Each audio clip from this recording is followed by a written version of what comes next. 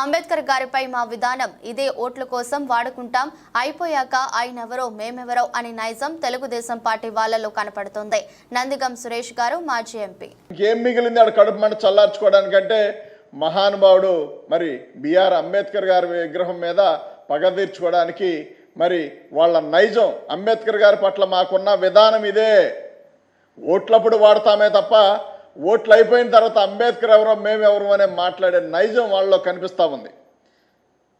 ఒకప్పుడు రాష్ట్ర రాజధాని తుళ్ళూరు ప్రాంతం అని చెప్పుకునే ప్రాంతంలో ఐనవోలు గ్రామంలో మురికి కోపంలో పెడతా ఉన్న విగ్రహాన్ని అక్కడ పెట్టడానికి అవకాశం లేనప్పటికీ కూడా ఎస్సీలు బీసీల మైనార్టీల ఓట్ల కోసం ఆ రోజున విగ్రహాన్ని పెడతా అని చెప్పి హామీ ఇచ్చి చివరికి దానికి ఫౌండేషన్ వేయడానికి కూడా అవకాశం లేకుండా 5 ఏళ్ళు పబ్బం గడిపారు. కానీ జగన్మోహన్ రెడ్డి గారికి ఆలోచన వచ్చింది, ఎవరిని అడగలేదు, ఆయన ఉండాల్సిన ప్రదేశం అది కాదని చెప్పి విజయవాడలో తీసుకొచ్చారు, విజయవాడలో విగ్రహం పెట్టారు. అప్పటి నుండి ఆ విగ్రహం పైన అక్కసు కక్కుతానే ఉన్నారు, అక్కసు వెళ్ళబోతానే ఉన్నారు. అదేవిధంగా విగ్రహ విధానంలో ఆ రోజున వాళ్ళు గెలవక ముందు కూడా విగ్రహం కూల్చేస్తామని చెప్పి పొన్నూరు ఇప్పుడు శాసనసభ్యులుగా ఉన్న ఆయన మరి ఏకంగా మాట్లాడిన సందర్భం కూడా మనందరం చూసాం.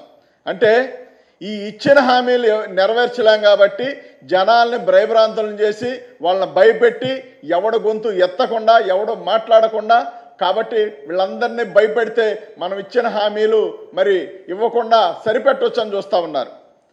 2 నెలలు నొక్కగలరు, 3 నెలలు నొక్కగలరు, 4 నెలలు నొక్కగలరు మీరు. ఆ తర్వాత 5 సంవత్సరాలు ఇదే విధ్వంసం చేసి ప్రజలకు తీర్పునివ్వాలనుకుంటా ఉన్నారా? మిమ్మల్ని నమ్మి ఓటేశారు, మీకు అవకాశం కల్పించారు అని మీరు అనుకుంటా ఉన్నారు కదా. బడాయికేమి ఇచ్చిన హామీలను నెరవేరుస్తామని చెప్పి దొరికిన వాడికల్లా నీకిది అని చెప్పి ఏది పడితే అది మాట్లాడారు. ఉచిత బస్సు పోయింది, గ్యాస్ బండ్లు పోయినాయి, 15,000 రూపాయల స్కీములు పోయినాయి.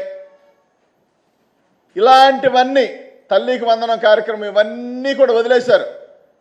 అంటే మనం ఏది చేసైనా జగన్మోహన్ రెడ్డి గారు ఒక మాట చెప్తా ఉన్నారు, రాజకీయ నాయకుడు వాల్యూస్ ఉండాలా, ఆ వాల్యూస్ అంటే ఒక మాట చెప్పిన తర్వాత నెరవేర్చాలా, ఎలక్షన్ ముందు కూడా అన్నారు కొత్త హామీలు ఇవ్వలేము, ఇచ్చిన నెరవేర్చేయి కాదు, చేయలేని పరిస్థితి కాబట్టి కొత్తగా ఇచ్చి ప్రజలను మోసగించకుండా నేను మరొకసారి వెనక్కాయని వెళ్తానే తప్ప మోసగించే కార్యక్రమం నేను చేయలేనని చెప్పాడు. కానీ వీళ్ళందరూ కూడా మరి ఏ రకంగా చూసుకొని చెప్పారో కానీ దొరికిన వాడికి దొరికినట్టు హామీలు చెప్పారు, దొరికిన వాడికి దొరికినట్టు. కానీ ఇవాళ ఈ హామీలు నెరవేర్చకుండా ఏకంగా రాష్ట్రంలో విధ్వంసం అన్నీ అయిపోయాయి. ఇక బిఆర్ అంబేద్కర్ గారి విగ్రహం ఒకటి దొరికింది, ఆ విగ్రహం మీద కూడా దాడి చేయాలా, ఎస్సీల బీసీల మైనార్టీల మరి మనోభావాలు దెబ్బతీయాలా. అంబేద్కర్ గారు అంటే దళితుడు కాబట్టి వాళ్ళకేసి అంటగట్టాలా.